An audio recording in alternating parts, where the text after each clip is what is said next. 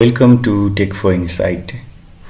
आजको भिडियोमा हामी कुरा गर्नेछौँ एउटा यस्तो विषयबारे जुन धेरै मानिसहरूले गम्भीर रूपमा नलिने तर अत्यन्तै महत्त्वपूर्ण हुन्छ, पासवर्ड सुरक्षाको बारेमा। तपाईको पासवर्ड बलियो छ कि कमजोर, कसरी बनाउने सुरक्षित र ह्याक हुन गाह्रो हुने पासवर्ड। आजको भिडियोमा हामी यो कुरा विस्तारमा बुझ्नेछौँ।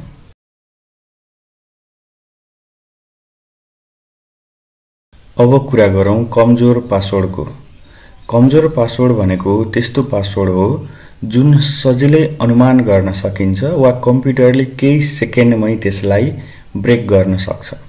उदाहरणका लागि 1 2 3 4 5 6, नेपाल 1 2 3, एबीसी 1 2 3, QWERTY, यी सबै पासवर्डहरू अत्यन्तै कमजोर हुन्छन् किनकि यी पासवर्डहरू सामान्य, छोटा र विश्वभरका डाटाबेसमा पहिले नै लिक भइसकेका हुन्छन्। यदि कसैले ब्रुट फोर्स अट्याक वा डिक्सनरी अट्याक चलायो भने यो पासवर्ड केही सेकेन्डमै फेला पर्न सक्छ। अब कुरा गरौँ बलियो पासवर्ड भनेको के हो त? बलियो पासवर्ड भनेको त्यस्तो पासवर्ड हो जसमा निम्न कुराहरू हुन्छन्: कम्तीमा 12 देखि 16 क्यारेक्टर लामो, ठूला र साना अक्षर अथवा अल्फाबेट मिसाएको, संख्या जस्तै 0 देखि 9 सम्मका संख्याहरूको प्रयोग भएको र विशेष चिन्ह जसलाई अंग्रेजीमा स्पेशल क्यारेक्टर भनिन्छ। एक्जाम्पलको लागि @ हैज, स्टार, $, यस्ता चिन्हहरू प्रयोग भएको र व्यक्तिगत जानकारी जस्तै तपाईको नाम, जन्ममिति वा मोबाइल नम्बर प्रयोग नगरिएको।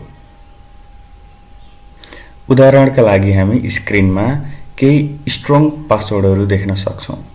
यी पासवर्डहरू अनुमान गर्न सजिलो छैन र कम्प्युटरले पनि यसलाई तोड्न कठिन हुन्छ।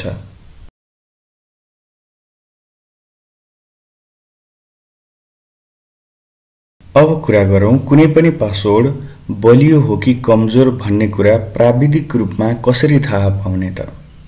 यसका लागि हामीले इन्ट्रोपी मापन गर्न सक्छौं अथवा ब्रुट फोर्स टाइम एस्टिमेट गर्न सक्छौं, जुन मैले अगाडि नै अर्को भिडियोमा सिकाइसकेको छु। यदि हजुरहरूलाई पनि ब्रुट फोर्स टाइम एस्टिमेट गर्न आउँदैन भने माथि आई बटनमा दिएको भिडियो हेर्न सक्नुहुनेछ। ब्रुट फोर्स टाइम एस्टिमेसनबाट हामीले हाम्रो पासवर्ड कतिको सुरक्षित छ र यदि कसैले ब्रुट फोर्स मेथड युज गरेर यसलाई ह्याक गर्न खोज्यो भने कति समयमा ह्याक गर्न सक्छ भनेर टाइमको एस्टिमेट गर्न सक्छौं। त्यसो भए साथीहरू, अब तपाईहरुलाई थाहा भयो कमजोर र बलियो पासवर्डको फरक र बलियो पासवर्ड कसरी बनाउने भनेर। यदि हजुरहरूलाई आजको यो भिडियो उपयोगी लाग्यो भने भिडियोलाई लाइक गर्नुहोला, कमेन्ट गरेर आफ्नो विचार राख्न सक्नुहुनेछ र च्यानललाई सब्स्क्राइब गर्न नबिर्सनुहोला।